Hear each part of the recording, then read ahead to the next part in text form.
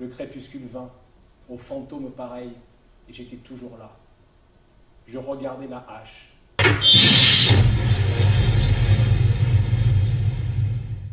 Avocat, avez-vous quelque chose à dire sur l'application de la peine? J'aurais eu, moi, tout à dire, mais rien ne me vint.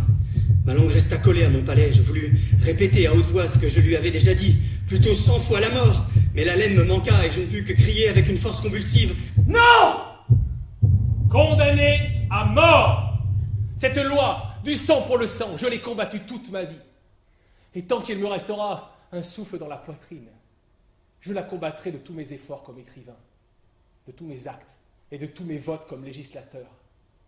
Ce journal de mes souffrances, heure par heure, minute par minute, supplice par supplice, si j'ai la force de le mener jusqu'au moment où il me sera physiquement impossible de continuer. Cette histoire, nécessairement inachevée mais aussi complète que possible de mes sensations, ne portera-t-elle point avec elle un grand et profond enseignement? On le rase. On le tond. On le garrotte.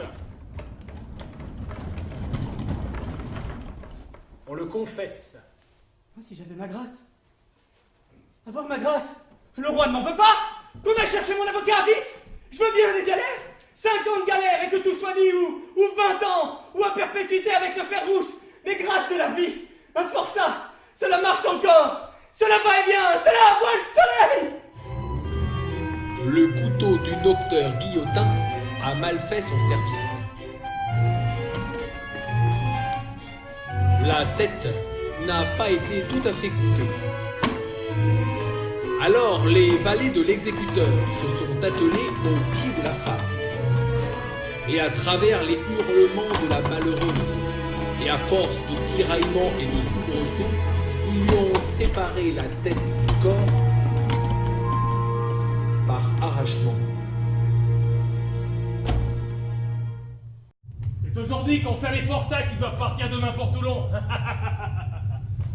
Vous voulez voir? Cela vous amusera. Oh, si je m'évadais, comme je courrais à travers champs.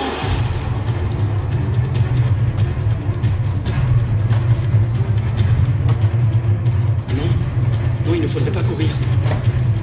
Cela fait regarder et soupçonner, au contraire. Marcher lentement, tête levée et en chantant.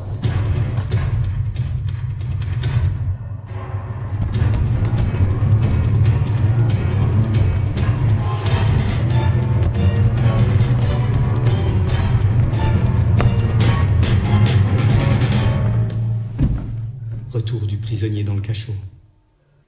C'est beau aujourd'hui. La peine de mort est le signe spécial et éternel de la barbarie.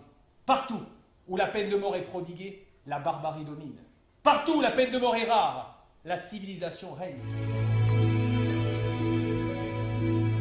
Il me semble que dès que mes yeux seront fermés, je verrai une grande clarté et des abîmes de lumière où mon esprit roulera sans fin. Il me semble que le ciel sera lumineux de sa propre essence, que les astres y feront des taches obscures et qu'au lieu d'être, comme pour les yeux vivants, des paillettes d'or sur du velours noir, ils sembleront des points noirs sur du drap d'or. Il y a au fond des hommes un sentiment étrange qui les pousse, ainsi qu'à des plaisirs, au spectacle des supplices. À peine assis, les autres se sont approchés de moi, par derrière comme des chats, puis tout à coup j'ai senti un froid d'acier dans ma nuque, et les ciseaux ont grincé. C'était fini. Splendide, étincelant, superbe. Luisant sur la cité comme la fosse sur l'herbe.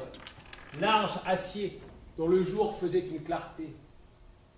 Ayant je ne sais quoi dans sa tranquillité de l'éblouissement du triangle mystique. Pareil à la lueur au fond d'un temple antique, le fatal couperet, relevé triomphait.